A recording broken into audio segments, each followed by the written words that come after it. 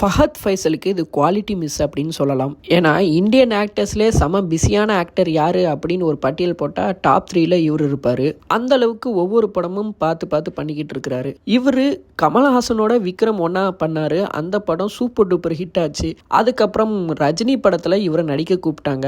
அதை தொடர்ந்து இவர் நடித்த படம் தான் வேட்டையன். இந்த படத்தில் ஃபஸ்ட்டு ராணா ரோலுக்கு தான் இவர் நடிக்கணும் அப்படின்னு கூப்பிட்டாங்களாம். ஆனால் படத்தோட ஸ்கிரிப்ட் ஃபுல்லாக படித்து பார்த்துட்டு நான் வேணா அந்த பேட்ரிக் கேரக்டர் பண்ணுறேனேன்னு அவரே கேட்டு வாங்கினாராம். இல்லை சார் நீங்கள் ராணா கேரக்டர் பண்ணால் நல்லாயிருக்கும் அப்படின்னு டேரக்டர் சொல்லியிருக்கிறாங்க. இல்லை ஓகேங்க, எனக்கு இந்த கால் ஷீட்டு பிரச்சனையும் இருக்குது, ப்ளஸ் எனக்கு இந்த கேரக்டர் பிடிச்சிருக்கு, எனக்கு இந்த மாதிரி பண்ணணும்னு ரொம்ப நாள் ஆசை இருக்குது, ஸோ நான் இதை பண்ணுறேன் ப்ளீஸ் அப்படின்னு ரெக்வஸ்ட் பண்ணி கேட்டதுனால ப்ரொடக்ஷனும் ஒத்துக்கிச்சு, நம்ம ரஜினி சாரும் ஒத்துக்கிட்டாரு. அதுக்கப்புறம் லோகேஷ் கூலி படத்தில் வர தயால் கேரக்டரை ஃபஸ்ட்டு ஃபஹத் ஃபைசல் கிட்ட தான் கேட்டிருக்காராம். ஸோ தொடர்ந்து நிறைய நாள் கால் ஷீட் கொடுக்க வேண்டியது இருக்கும் அப்படின்ற ஒரே காரணத்துக்காக வந்து ஃபஹத் அதை பண்ணவே இல்லை.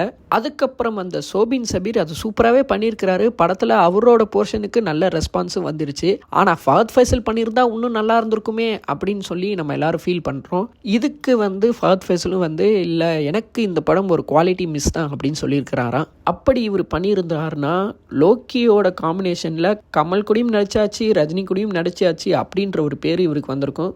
நிஜமாலே இது குவாலிட்டி